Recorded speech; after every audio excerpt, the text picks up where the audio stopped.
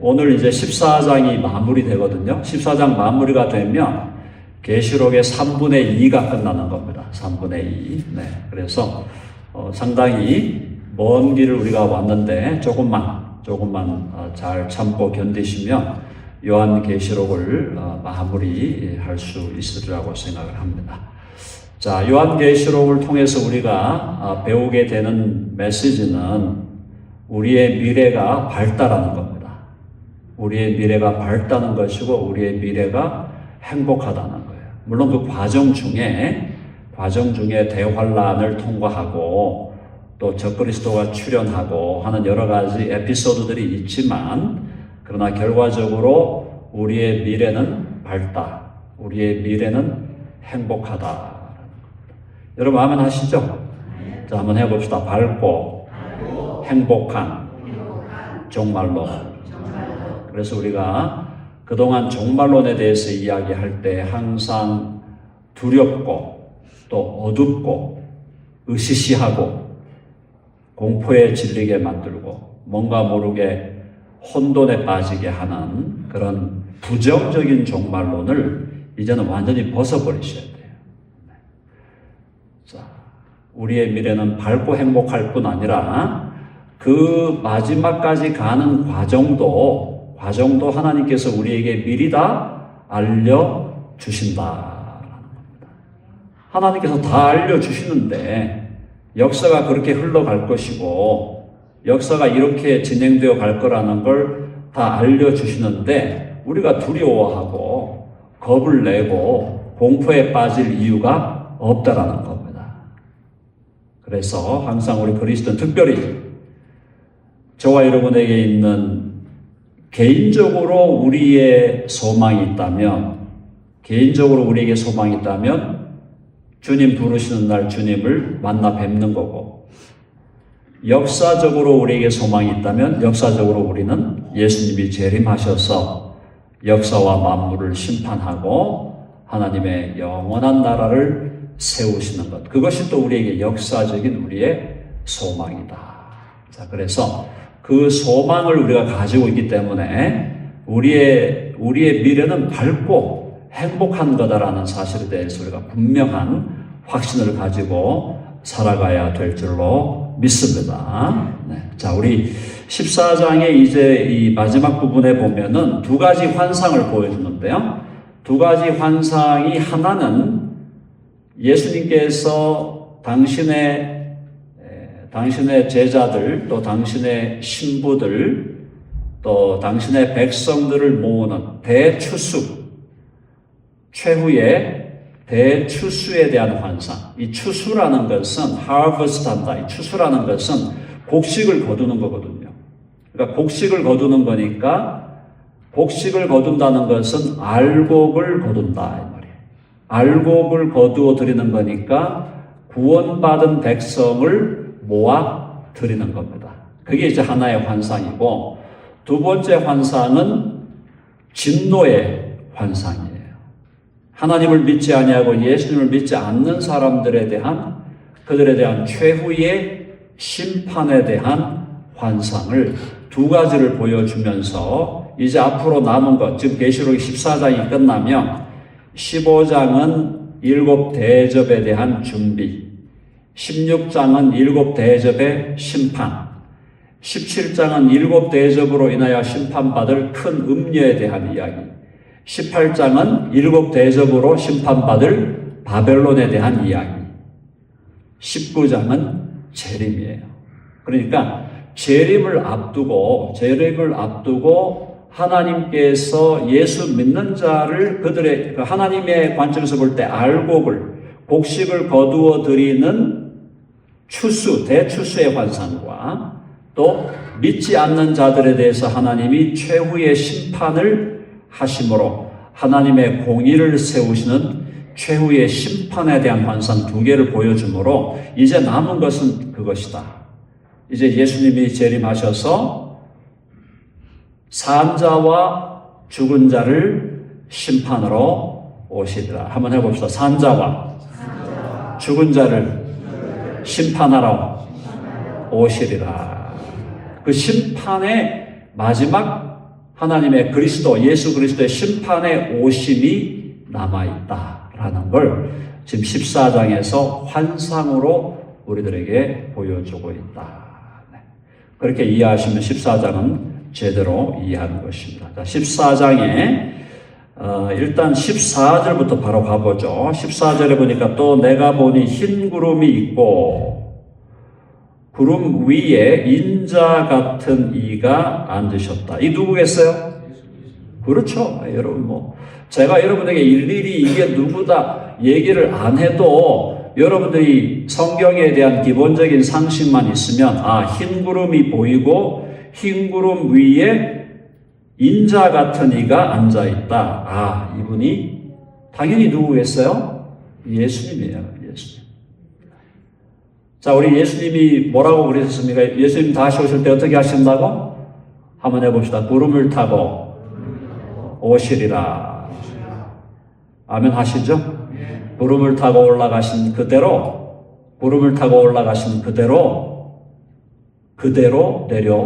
다시 오실 것이다. 그러면 흰 구름을 타고 오시는 그분이 그 구름 위에 인자와 같은 이가 앉았는데 그 머리에는 뭘 썼습니까? 금면류관, 황금면류관. 이게 무슨 의미예요? 황금면류관을 썼다는 것은 왕이다 이 말이에요. 왕권을 얘기하는 겁니다. 예수 그리스도가 만왕의 왕이요 만주의 주이신 줄로 믿습니다. 트럼프가 왕이 아니에요. 트럼프가 왕입니까? 아니에요. 지금 현직은 또 바이든이니까 바이든이 왕이에요? 영국 황제가 영국의 왕이 누굽니까, 지금? 찰스가 한동안 황태자 하다가 이제 왕이 됐는데, 찰스가 영국의 왕이지만, 찰스가 우주의 왕이에요? 아니죠. Who is the king of the cosmos? 이 우주의 왕이 누구예요? 우주의 왕은 하나님이시고, 그 하나님이 왕권을 당신의 아들에게 주셨기 때문에 이 우주의 왕은 예수 그리스도인 줄로 믿습니다. 오늘 저와 여러분이 이 자리에 모인 것은 우주의 왕이 누구시다? 우주의 왕이 예수 그리스도라는 걸 고백하는 사람들의 모임이에요. 교회는 우주의 왕이 예수 그리스도다. 만왕의 왕이요. The Lord of the Lords. 주의 주. The King of Kings. The Lord of the Lords. 그죠? The Lord of the Lords. 주의 주요 왕의 왕이 누구냐? 그분이 예수 그리스도임을 우리가 믿고 고백하는 사람들의 모임이 교회 공동체다. 사랑하는 여러분, 우리가 함께 모여서 예배하고 찬양하고 경배하고 하는 모든 것은 무엇의 표현이냐? 예수 그리스도가 우주의 왕이고 예수 그리스도는 나의 왕이시다. 여러분, 예수 그리스도가 여러분의 왕이십니까? 그러면 우리가 그 왕의 명령을 잘 따라 순종해야 되겠죠. 그리고 우리의 왕이, 내 왕이 예수 그리스도인 것을 알면은 예수님 앞에서 내가 예수님 앞에 왕 되신 그분을 왕으로 모시고 살아가는 나의 기본적인 자세를 잘 갖추어야 된다. 그게 우리의 순종이고, 그게 우리의 예배고, 그게 우리의 봉사고, 그게 우리의 헌신이고, 그게 우리의 공동체가 아름다운 공동체를 일구어 가려고 하는 것은 예수 그리스도가 우리의 왕이심을 고백하는 그 고백의 산물이다라는 겁니다. 이걸 잊어버리면 안 된다. 그래서 구름 위에 앉으신 이가 인자 같은 이가 앉으셨고 그분에게 금면류관이 썼다. 그분이. 자, 다시 보세요. 자, 그 머리에는 금면류관이 있고 그 손에는 예리한 낫을 가졌다. 왕이 왜 낫을 가졌을까요? 낫은 왜 필요하죠? 별을 베기 위해서 필요한 거예요. 별을 베는 것은 별을 수확을 해가지고 별을 수확해서 쌀을 얻기 위한 것이다. 곡식을 얻기 위한 거예요. 자, 주님께서 다시 오시는 재림의 날은 알곡과 쭉정이를 나누는 날이에요. 알곡은 들여서 하나님의 나라에, 알곡은 거두어서 하나님의 나라로 보내고, 쭉정이, 가라지는 잡아가지고 지옥불에 던져 불사른다. 예수 그리스도가 다시 오시는 것은 심판을 위해 오시는데 알곡을 거두어 하나님의 나라로 보내는 거예요. 사랑하는 여러분, 오늘 이 자리에 있는 저를 포함한 우리 모두가 하나님 보시기에 하나님의 알곡이 된 줄로 믿습니다. 한번 해봅시다. 옆에 있는 분들하고 한번 인사합니다. 당신은 알곡입니다. 한번 해보십니다. 아멘 하시죠? 우리가 진정한 알곡이 돼야 돼. 진정한 참된 하나님의 백성들이 될 때 하나님이 알곡을 거두고 곡식을 거두어 예수님께서 거두어서 영원한 천국으로 우리를 인도하시고 가라지는 거두어 불타는 불에 지옥불에 던지신다. 이것이 하나님의 영원한 계획이다. 제가 지난주에도 말씀을 드렸지만 우리 교회가 이 자리에 함께 모여서 예배할 때 저와 여러분 모두가 알곡이 되어 알곡으로 영원한 미래를 맞이하는 하나님의 백성으로 하나님의 자녀로 영원한 미래를 맞이하는 우리 모두가 되기를 간절히 바랍니다. 자, 예리한 낫을 가져야 별을 잘 벨 거 아닙니까? 그죠? 예리한 낫을 잘 갈아야 돼요. 낫을 잘 갈아야 벼가 그죠? 잘리는 거잖아요. 그런 이미지를 지금 성경은 보여주고 있습니다. 자, 15절 같이 한번 읽어볼까요? 15절 다 같이 시작. 또 다른 천사가 성전으로부터 나와 구름 위에 앉은 이를 향하여 큰 음성으로 외쳐 이르되 당신의 낫을 휘둘러 거두소서. 땅의 곡식이 다 익어 거둘 때가 이르렀음이니이다 하니. 구름 위에 앉으신 예수 그리스도를 향하여 외칩니다. 큰 음성으로 외쳐 이르되 당신의 낫을 휘둘러 어떻게 하라고? 휘둘러 거두소서. 땅의 곡식이 다 익어 거둘 때가 이르렀음이니이다. 마지막 추수 때가 되었다. 마지막 the last harvest가 되었다. 우리가 우리의 마음에 감사와 기쁨과 평강이 넘치는 것은, 우리에게 행복이 넘치는 것은 이 땅에서 우리의 삶의 모습들이 어떠하든지 간에 우리는 예수 그리스도의 알곡이 되어 예수 그리스도의 참된 백성들이 되어 영원한 하나님의 나라를 상속받게 되었다. 그것으로 인해서 우리는 항상 기뻐하고 쉬지 말고 기도하고 범사에 감사하며 살아갈 수 있는 줄로 믿습니다. 자, 그래서 결과적으로 16절 보니까 구름 위에 앉으신 이가 예수 그리스도예요. 그분이 낫을 땅에 휘두르매 땅의 곡식이 거두어지니라. 그래서 우리 모두가 사랑하는 여러분, 여러분의 마음에 하늘로부터 임하는 거룩한 기쁨이 넘치시기를 바랍니다. 기쁨과 감사와 행복이 넘치는 것은 다른 거 없어요. 예수님이 그랬잖아요. 예수님이 제자들이 가가지고 랍비여, 선생님이여, 우리가 가가지고 당신 이름으로 귀신도 쫓아내고 병든 자도 낫고 가서 기적을 행하고 표적을 행하고 왔습니다. 그러면서 막 제자들이 자랑을 하니까 예수님이 그러셨잖아요. 야, 너희들이 가가지고 귀신을 쫓아내고 병든 자를 고치는 거 그걸로 즐거워하지 말고 그걸로 기뻐하지 말고 너희의 이름이 생명책에 기록된 것으로 기뻐하라. 아멘.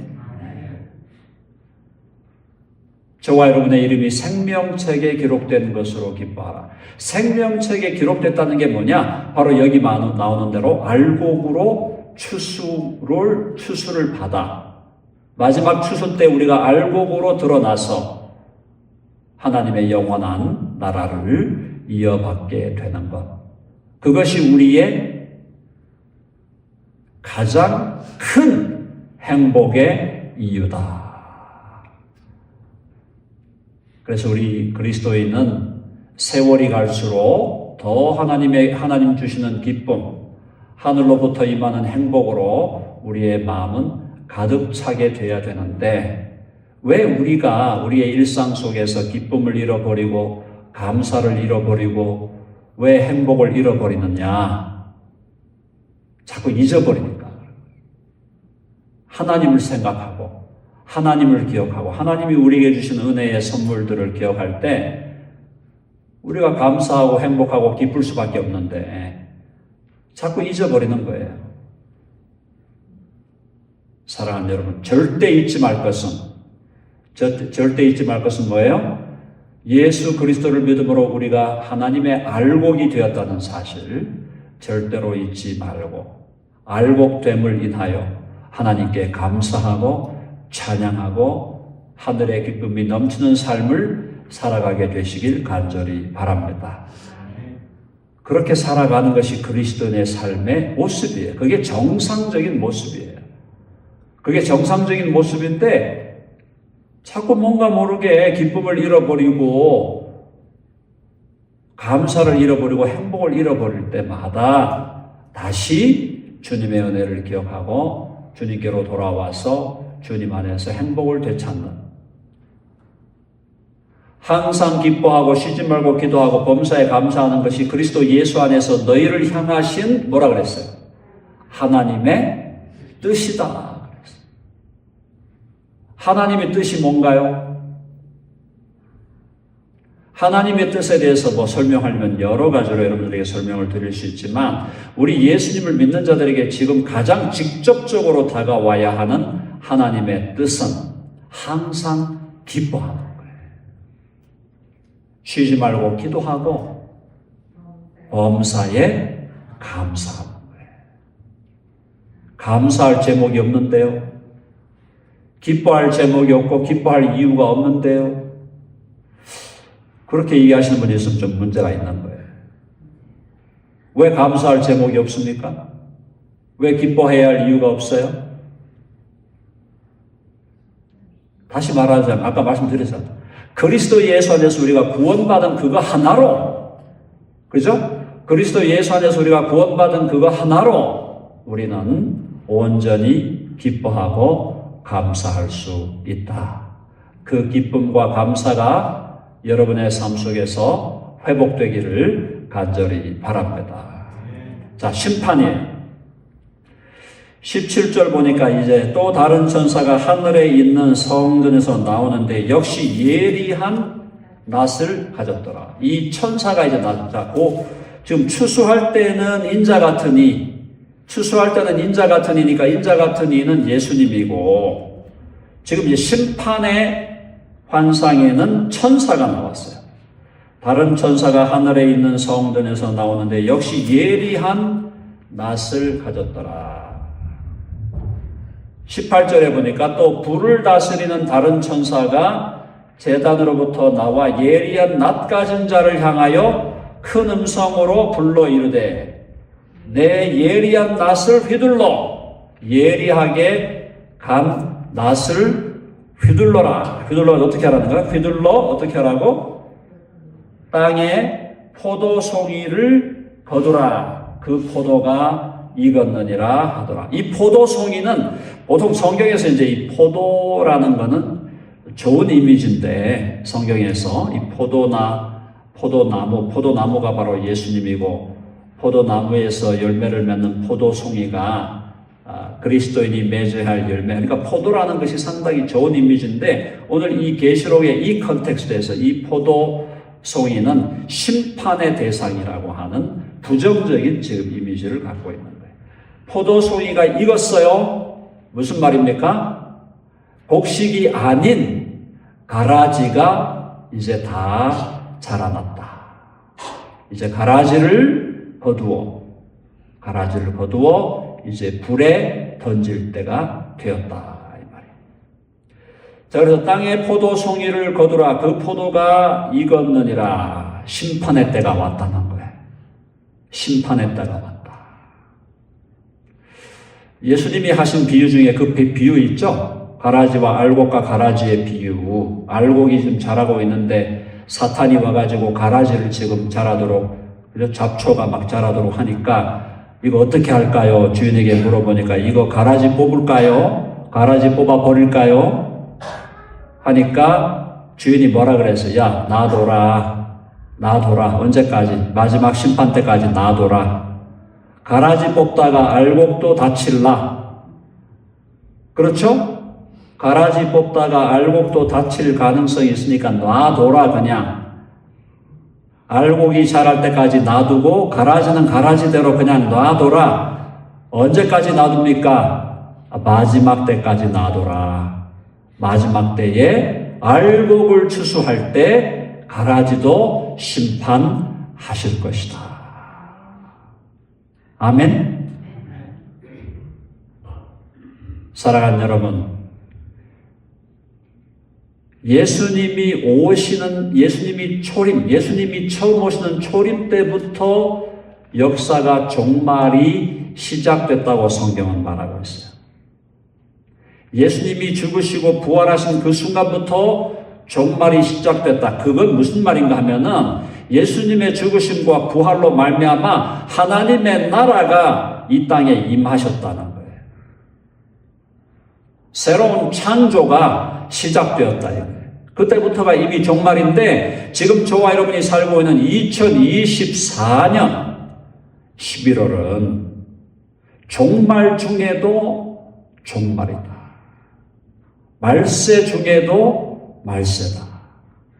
말세지 말을 살아가고 있고 종말 중에도 종말을 살아가고 있는데 이 시기에 우리 그리스도인들의 심정은 하나님의 나라와 구원으로 인한 기쁨과 감사가 넘치면서도 이 세상에서 악이 흥왕하고 하나님을 배반하는 세력이 힘을 얻고 권력을 얻고 교회가 핍박을 받고 그리스도인들이 박해를 받고 하나님의 이름이 모독을 당하고 하나님의 진리가 무시당하는 이 시대에 우리가 지금 기대하면서 바라보는 것은 뭐냐? 아멘, 주 예수여 오시옵소서. 오셔서 어떻게 하라는 거예요? 알곡을 거두어 드릴 뿐만 아니라 가라지를 심판해 달라.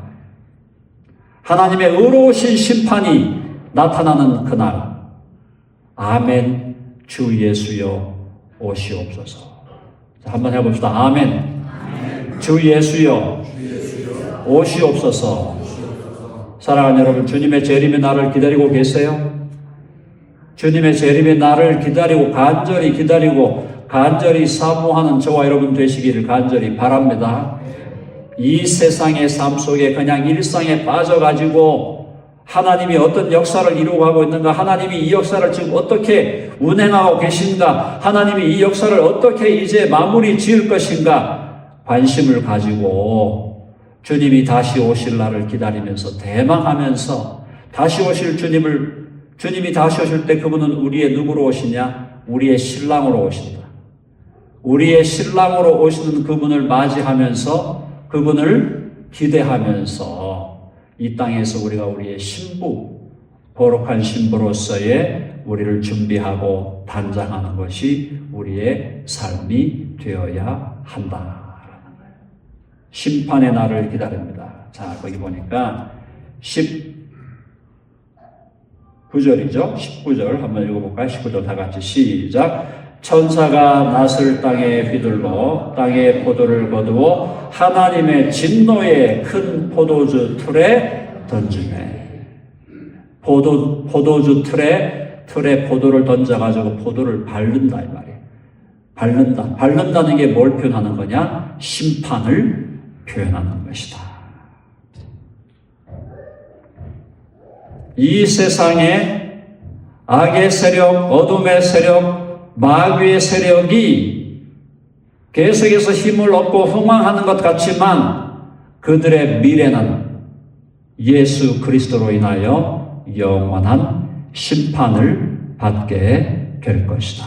악에 대한 심판, 마귀에 대한 심판, 적그리스도에 대한 심판, 거짓 선지자들에 대한 심판, 온갖 이 세상의 모든 악한 시스템들과 악한 제도들과 악한 사람들과 모든 것에 대한 하나님의 거룩한 심판, 공의로운 심판이 곧 임하게 되는데 그것은 바로 예수 그리스도가 다시 오실 때 아멘 주 예수여 오시옵소서. 바로 그날 하나님은 악에 대한 심판을 명확하고 정확하게 하실 것이다. 그래서 선과 악이 완전히 갈라지고 선의 세력은 하나님의 영원한 나라로 악의 세력은 영원한 불못으로 던져지게 될 것이다. 그것이 성경이 우리에게 말씀하고 있는 거다. 그러므로 우리가 이 땅에 살아가면서 불의가 이기고 불의가 승하고 악한 자들이 더 잘 되는 것 같고 악한 자들이 더 힘을 얻는 것 같고 바로 그런 세상을 바라볼 때마다 우리가 우리 마음이 상할 필요가 없는 것은 그들에 대한 하나님의 거룩한 심판이 지금도 곧 임하게 될 것이다. 자, 하나님의 심판이 얼마나 엄한지를 20절에 보여줍니다. 성 밖에서 그 틀이 밟히니 틀에서 피가 나서 포도를 밟았는데 피가 났다. 다 상징적인 언어잖아요. 피가 나서 말굴레까지 닿았고 말굴레까지 닿았다는 얘기는 피가 그만큼 높이 올라왔다.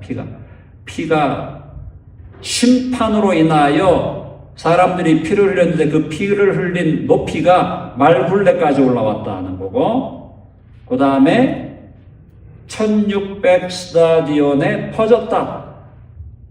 높이가 말굴레까지 올라오고 그 다음에 그 피가 얼마? 1600 스타디온에 퍼졌다. 그래서 1 스타디온이 여기 저 밑에 성경 주에 보면은 약 600피트라고 해서 600피트 그래서 1900 그죠? 1 스타디온이 약 192m 한 200m 되니까 200m가 되는데 1600 스타디온이니까 이걸 대충 계산하면은 한 300km?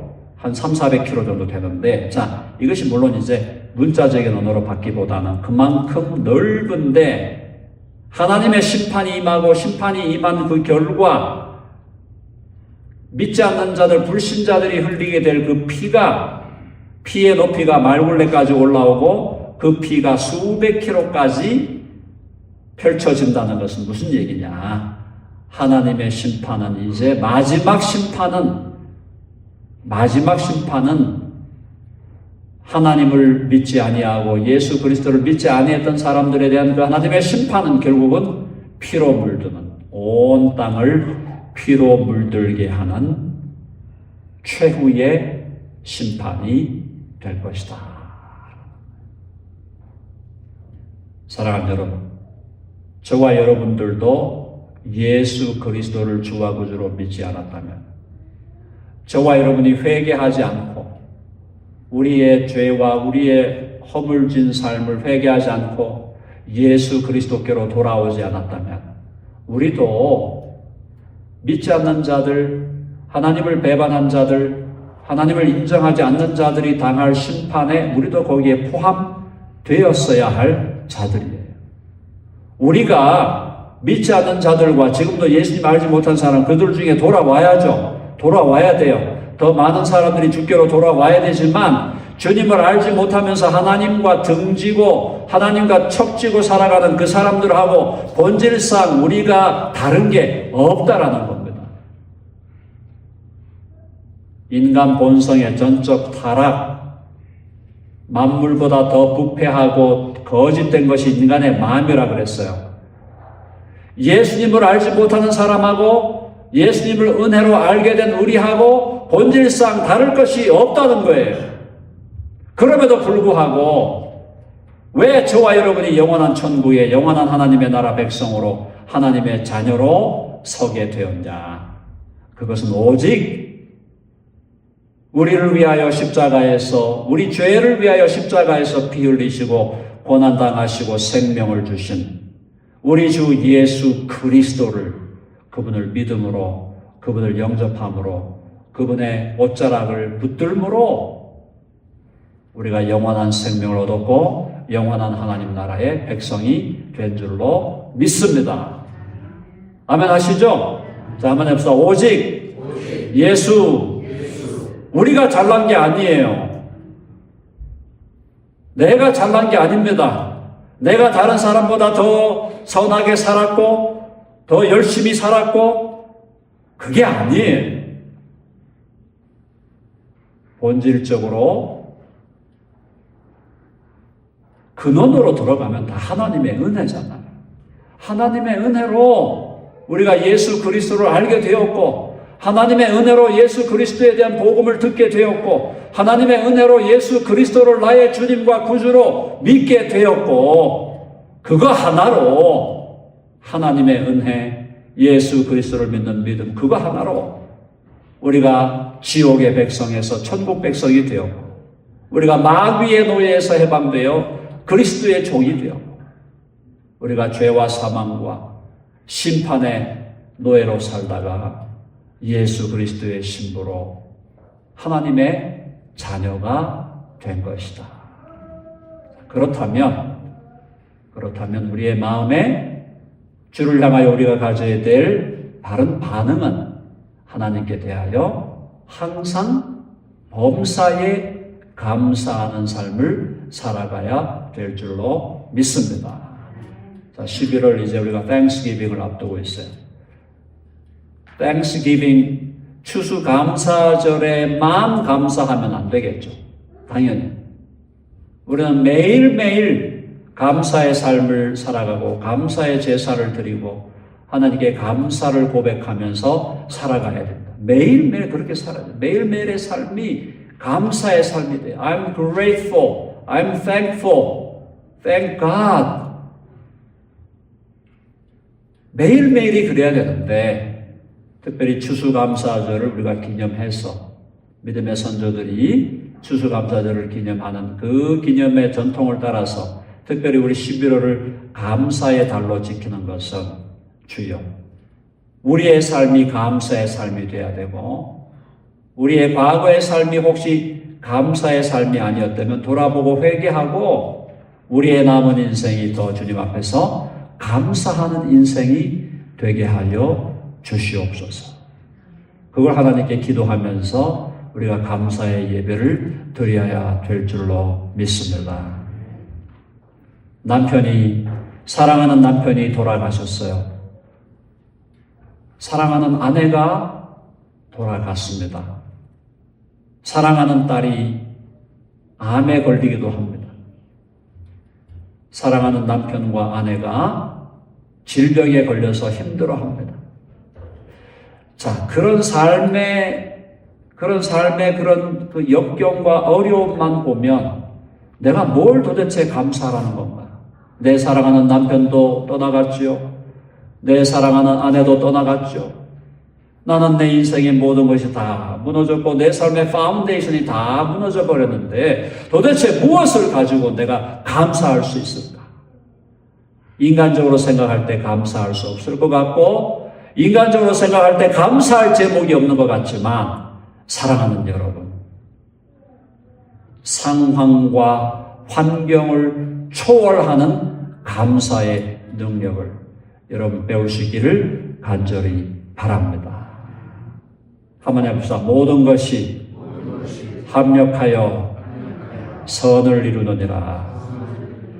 근시안적으로 볼 때 근시안적으로 볼 때는 삶에 뭔가 감사할 것이 없고 기뻐할 것이 없고 행복해야 할 것이 없는 것처럼 보이지만 근시안적으로 볼 때, 마이아픽하게 볼 때, 니얼사이트하게 볼 때는 그러나 이제 하나님의 관점에서 온 우주와 역사를 이끌어 가시고 운행해 가시고 내 삶 전체를 내 인생 80, 90, 100년의 내 인생 전체를 이끌어 가시는 하나님의 관점에 하나님의 시각에서 우리의 인생을 바라볼 때 우리는 우리 인생에 대해서 하나님이 우리에게 베푸신 은혜와 사랑에 대해서 긍휼과 자비에 대해서 우리는 하나님께 감사하지 않을 수 없다. 가장 중요한 것은 우리가 알곡으로 우리 주님의 거룩한 추수의 대상이 되어서 알곡으로 하나님의 영원한 나라를 상속받게 되었다. 그거 하나로 생명책에 기록된다. 내 이름이 생명책에 기록된 것 그거 하나로 우리는 모든 것을 초월하는 감사를 주님께 드릴 수 있게 될 줄로 믿습니다. 자, 한번 옆에 놈도 바라보면서 서로 축복합니다. 범사에 감사하십시다. 한 번 더 합니다. 당신은 알곡입니다. 아멘 하시죠? 여기 우리 가라지 있으면 안 됩니다. 가라지 있으면 안 돼요. 절대 안 됩니다. 우리 여기 가라지 있으면 안 돼요. 우리 모두가 알곡이어야 되고, 저는 알곡인 줄로 믿고 있고, 모든 사람이 다 알곡으로, 마지막 추수 때에 알곡으로 함께 우리가 다 손잡고 천국에 올라가야 돼요. 아멘? 다 같이 올라가는데 누가 거기서 탈락해가지고 참 무서운 불구덩이 지옥으로 떨어지면 어떡할 거예요? 안 된다 이 말이에요. 우리 함께 하나님의 나라에 함께 손잡고 들어가는 우리 모두가 다 알곡으로 주님 앞에 영광 돌리는 우리 모두의 삶이 되기를 간절히 바랍니다.